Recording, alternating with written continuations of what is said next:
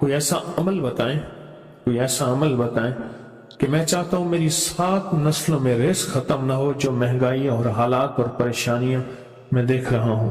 کوئی ہے؟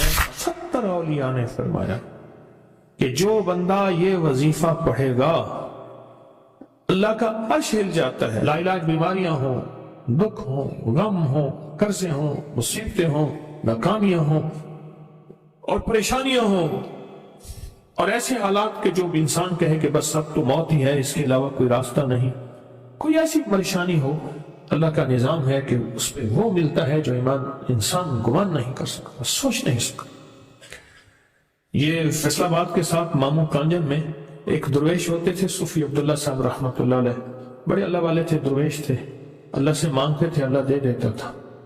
تو مجھے ان کے ایک شاگرد نے بتایا، اردو بازار لاہور میں ہوتے تھے، کہنے لگے کہ میں ایک دفعہ گیا تو مجھ سے فرمانے لگے کہ میرے سارے کے سارے طالب علم استاد جمع ہو کے آ گئے کہ ہمارے جو ہے وہ ہمارے راشن نہیں، کھانا پینا کچھ نہیں، تنخواہیں نہیں ملی، سب چیز ختم ہو چکی ہے، تو اب ہمیں اجازت دے دیں، آپ کے پاس تو ہے نہیں۔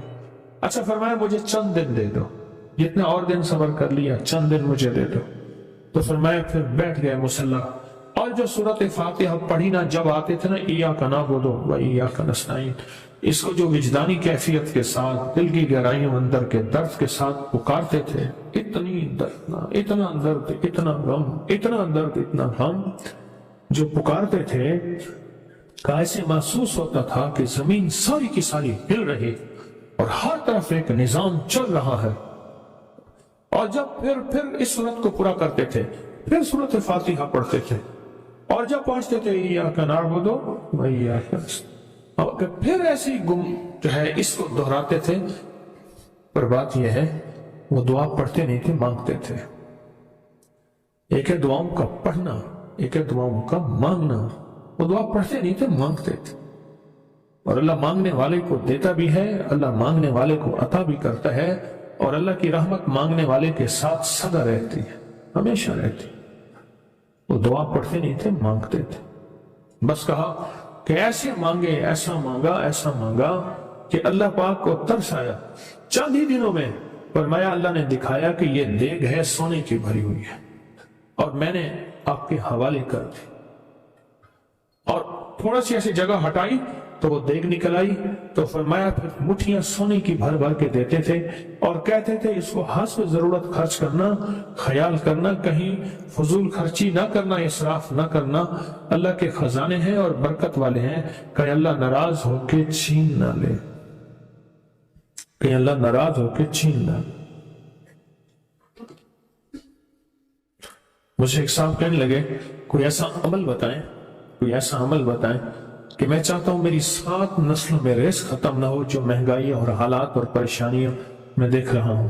کوئی ہے عمل؟ میں کہا بالکل ہے۔ میں نے کہا روزانہ 40 منٹ بیٹھ، 40 منٹ صبح دوپہر شام جو تیری تنہائی کا وقت ہو، کہ یا اللہ دنیا میں ایسی جگہ کوئی کہیں ہوتی، اکیلے بیٹھے رہتے یاد تیری دل نشی ہوتی، اکیلے بیٹھے رہتے یاد تیری دل نشی ہوتی۔ 40 منٹ کوئی ایسا بیٹھ 40 منٹ اس انداز سے مصلی پہ، کہیں بستر میں، کہیں ایسی جگہ جہاں سوئے نہیں، اور بس صرف ایک بار سورۃ فاتحہ پڑھ، اور اس کے بعد ایاک نعبد و ایاک نستعین کو دوہرا۔ جاگ رہے ہیں، دیکھتے رہیں، مجھے دیکھتے رہیں، میں آپ کو دیکھتا رہوں۔ آپ اللہ کے اور اس کے حبیب کے مہمان ہیں، آپ کو دیکھنا بھی ثواب ہے، آپ کو دیکھنا بھی ثواب۔ تو میں نے اسے عرض کیا کہ بس اس کو وجدان سے پڑھا، ایسے پڑھ کے رونگٹے کھڑے ہو جائیں، آنسو بہنے لگ جائیں، دل کے اندر کا درد اور دل کا اندر کا غم اور اللہ کے سامنے حاضری، استحضار، اور یہ کیفیتیں تیری ہوں کہ بس اس کے علاوہ کوئی مجھے یاد نہ رہے۔ اس درد سے پڑھا 40 منٹ۔ 40 کی عدد کے ساتھ کائنات کے رازوں کا بڑا تعلق ہے۔ 40 کا جو عدد ہوتا ہے، بس 40 کے عدد کے ساتھ پڑھ، اور بہت توجہ سے پڑھ، اور بہت دھیان سے پڑھ، بہت توجہ سے روز پڑھ۔ مجھ سے کہنے لگا کتنے دن پڑھوں؟ تو میں نے اس سے کہا مجھ سے یہ دل نہ پوچھ، تیرا دل خود بولے گا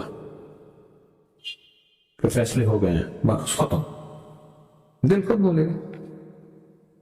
یہ بتائیں کہ پیٹ بھرتے ہوئے کوئی گھنٹی بجتی ہے یا دل خود بولتا ہے کہ پیٹ بھر گیا؟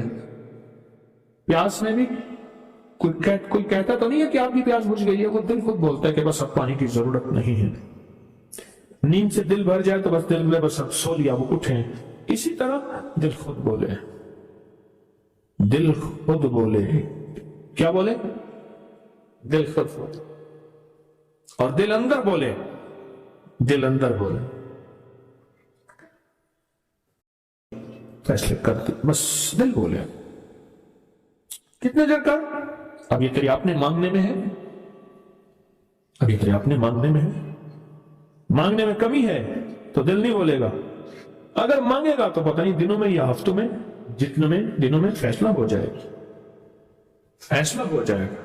اور میں نے اس سے کہا کہ یہ میرے پردادا کے پردادا کا عمل ہے، ان کا یہ عمل ہے، میرے پردادا کے پردادا کا عمل، جو ہماری خاندانی یادداشتوں میں یہ لکھا ہوا ہے، لکھا ہوا ہے۔ اور فرمایا اگر یہ کوئی بندہ کر لے، اللہ نسلوں کا رزق اللہ سے منوا لے۔ اور میں نے اس سے کہا خیال کرنا، رزق کے روحانی ساتھ منوانا، رزق کے روحانی ساتھ منوانا، رزق کے روحانی ساتھ منوانا، ورنہ دولت مال چیزیں مل جائے گی، جس کے بارے میں کہا جاتا ہے کہ بعض بندے ایسے ہوتے ہیں اللہ پاک ان سے لقمے نہیں چھینتا، سجدے چھین لیتا ہے۔ اللہ ان سے لقمے نہیں چھینتا، کیوں؟ رزق جسمانی دوسرے لفظوں میں مل رہا ہے، اور رزق روحانی اللہ چھین لیتا ہے۔ یہ جو آج آپ بیٹھے ہیں تسبیح خانے میں اور میں بیٹھا ہوں، یہ ہم روحانی دسترخوان پہ بیٹھے ہیں۔ یہ بہت بڑا دسترخوان لگا ہوا ہے، یہ دسترخوان ہے۔ سنا ہے در یار پہ بڑی دھوم ہے، سنا ہے در یار پہ بڑی دھوم ہے، وہاں عاشقوں کا ہجوم ہے۔ یہ روحانی دسترخوان ہے، میں بھی خود محتاج ہوں، یہ روحانی دسترخوان۔ تو میں نے اسے عرض کیا کہ ایک دسترخوان نہیں مانگنا، دونوں مانگنا، رزق روحانی بھی، رزق جسمانی تو اس کو ہی ملتا ہے جس کو کلمہ نصیب نہیں ہوا، رزق جسمانی تو اس کو ہی ملتا ہے جس کو کملی والی کی غلامی نصیب نہیں ہوئی، رزق جسمانی تو اس کو ہی ملتا ہے جس کے ماتھے پہ شقاوت لکھی ہے، رزق جسمانی تو اس کو ملتا ہے جو اللہ کا نافرمان ہے، رزق جسمانی تو اس کو ملتا ہے جو اللہ کے وجود کا انکار کرتا ہے، رزق جسمانی تو اس کو ہی ملتا ہے جو آخرت اور قبر کا انکار کرتا ہے، رزق جسمانی تو اس کو ملتا ہے جو جنات اور برزخ کا انکار کرتا ہے، رزق جسمانی تو اس کو ملتا ہے جو خود کملی والد کی نبوت کا انکار کرتا ہے، وہ تو بے بہا لوگ ہیں، ان کو ملتا ہے۔ پر تجھے بھی صرف رزق جسمانی ملا اور اللہ سے یہ منوا لیا، نہ یہ نہ منوانا، اللہ سے کہنا ہے اللہ رزق روحانی بھی دے اور رزق جسمانی بھی دے، دو رزق اکٹھے عطا فرما۔ کون سا رزق؟ رزق اور رزق جسمانی بھی دے۔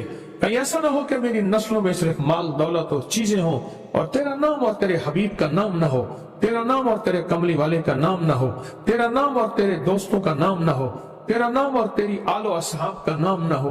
کہیں ایسا نہ ہو میں محروم ہو جاؤں، مجھے آل اور محمد اور آل محمد اور اصحاب محمد کی نسبتیں یہ بھی ساتھ عطا کیے رکھ۔ میں نے اس سے کہا کہ دو چیزیں مانگنا۔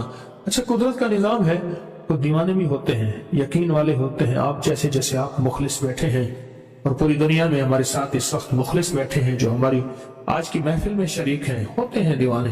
اس نے یقین سے پڑھنا شروع کر دیا، مجھ سے کہنے لگا ایک وقت ایک جگہ ہو بہت بہتر۔ میں نے اس سے کہا، میں نے کہا پھر بھی اگر ایک وقت ایک جگہ میسر نہ بھی ہو تو اگر عمل کسی وقت چوک جائے، عمل کی جگہ چوک جائے، عمل کا وقت چوک جائے، مجبوری میں نہ ہو تو بہتر ہے، پر توجہ نہ چکے، دھیان نہ جائے، استحضار نہ جائے، یقین نہ جائے، اور سچا یقین ہو، سچا یقین کہ میرا اللہ خود کہتا ہے یہ مانگنا بھی تو اسی نے دیا ہے نا، اسی نے مانگنا دیا ہے۔ جب اس کریم نے مانگنا ہی خود دیا ہے تو عطا بھی خود کرے گا۔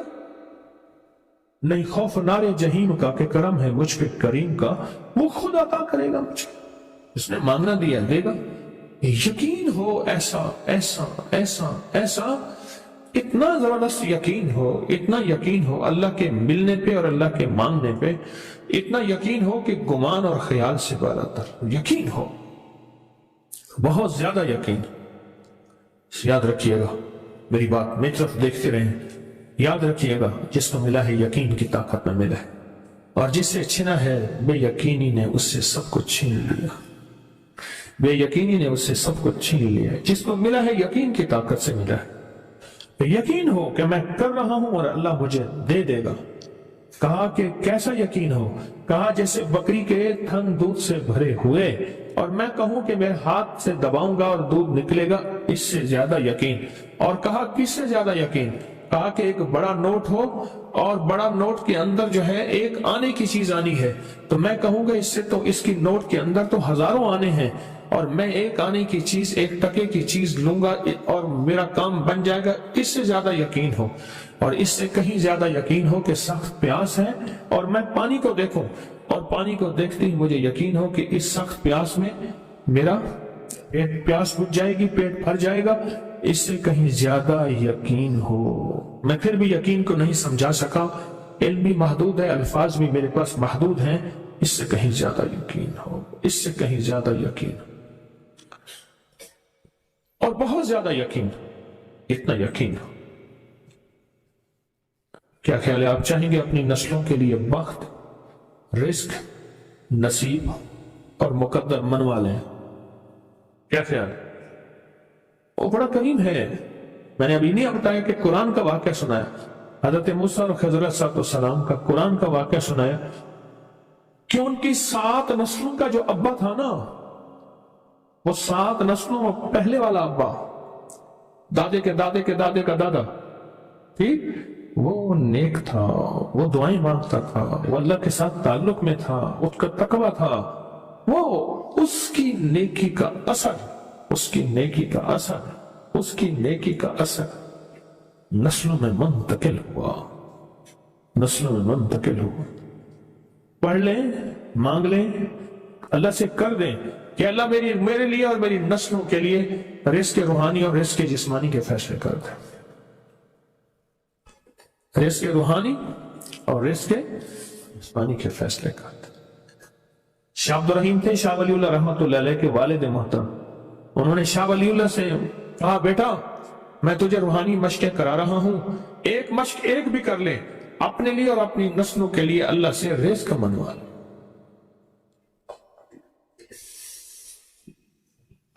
اللہ سے رزق منوا لے، اللہ سے رزق منوا لے۔ تو پوچھا کہ حضرت میں رزق کیسے منواؤں؟ وہ میں کہ کچھ وقت ایسا نکالا کر، ایسا وقت نکالا کر 2 گھڑی اور 3 گھڑی کا، ایک ساتھ 2 گھڑی اور 3 گھڑی، ایک ساتھ تقریباً 21 منٹ کی ہوتی ہے، تقریباً 21 منٹ کی، 2 ساعتیں مل جائیں تو 40 منٹ بنتے ہیں، تو ایک ساتھ 2 ساتھ 3 ساتھ کی گھڑی میں کہ بیٹھ کے نا سورۃ فاتحہ اور اس میں ایاک نعبد و ایاک نستعین کا تکرار اور استحضار کیا کر، اور ایسا کیا کر تیری آنسو بہیں، تیرا دل روئے، تیری آنکھیں روئیں، تیرے رونگٹے کھڑے ہوں اور رواں رواں، اور اس کے اندر سے تیرا پل پل، تیرا من، تیرا جذبہ، تیری سوچیں بولیں، کیا بولیں؟ ایاک نعبد و ایاک نستعین۔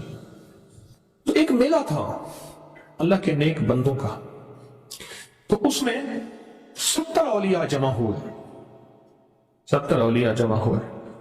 اور اللہ کے ولی نے کہا کہ آپ کوئی ایسا وظیفہ بتائیں، ایسی تصویر بتائیں، ایسا ذکر بتائیں جو اللہ کے عرش کو ہلائے اور جو اللہ کی ذات کو متوجہ کر دے، جو اللہ کے تعلق کو نصیب کر دے، ایسا ذکر، کوئی ایسی تصویر بتائیں۔ فرمایا سب نے بتایا کہ سورۃ فاتحہ ہے، اور اب سب سے پوچھا سورۃ فاتحہ میں کوئی ایسا جز بتائیں جو سورۃ فاتحہ کا دل ہو۔ سورۃ یاسین قرآن کا دل، لیکن سورۃ یاسین کا دل سلام قولا من رب الرحیم۔ ہر سورت کے اندر اللہ پاک نے کچھ نعمتیں، کچھ نقطے رکھے ہیں، تو فرمایا سورت فاتحہ کا دل. تو میلے میں جتنے بھی اولیاء 70 بیٹھے تھے سب نے کہا کہ اگر سورت فاتحہ کا دل پانا ہے تو وہ صرف کیا ہے؟ ایاک نعبد و ایاک نستعین. اس کا مفہوم عام سادہ سے یہ ہے کہ مولا غلامی تیری در کسی اور کا. جب غلام تیرے ہیں، منگتے تیرے ہیں، بھکاری تیرے ہیں، محتاج تیرے ہیں، پھر در بھی تیرا ہے. پھر در بھی تیرا ہے اور کسی کا در مولا نہیں ہے. پھر در بھی تیرا ہے. تیرے در کے ہم محتاج، تیرے بر کے ہم غلام ہیں. تو میں نے اس سے کہا کہ یہ وظیفہ کر، سارا دن پڑھی یا کنا بودو اور کام بھی کرتا رہے، وضو بے وضو چلتا بھی رہے، یہ پڑھتا بھی رہے، پڑھتا بھی رہے، پڑھتا بھی رہے. چند دن چند ہفتے یہ عمل کر اور رات سوتے ہوئے سورت فاتحہ پوری کر 40ویں اور پھر درود پاک پڑھتے پڑھتے سو جا. 70 اولیاء نے فرمایا کہ جو بندہ یہ وظیفہ پڑھے گا اللہ کا عرش ہل جاتا ہے اور فرشتوں میں قہرام مچ جاتا ہے اور فرشتوں میں اللہ کے بارگاہ میں فریادیں ہوتی ہیں کہ یا اللہ یہ بندہ ہے اور اس نے یہ عمل کیا ہے، یہ وظیفہ کیا ہے اور ابھی تک اس کی دعا قبول نہیں ہوئی. اس نے یہ مانگا ہے، ابھی تک دعا قبول نہیں ہوئی. فرشتوں میں یہ قہرام مچ جاتا ہے. ایک اللہ کے دوست تھے، سوتے سوتے ایک دم اٹھ بیٹھے. اٹھنے کے بعد وجدانی کیفیت کے ساتھ جو ہے یہ وظیفہ پڑھنے سے. تو کسی نے پوچھا کہ حضرت کیا ہوا؟ فرمایا میں نے دیکھا کہ اللہ کے عرش کے نیچے جنتی ہیں اور وہ ٹہل رہے ہیں اور سب کی زبان پہ یہی وظیفہ ہے، ایاک نعبد و ایاک نستعین. سب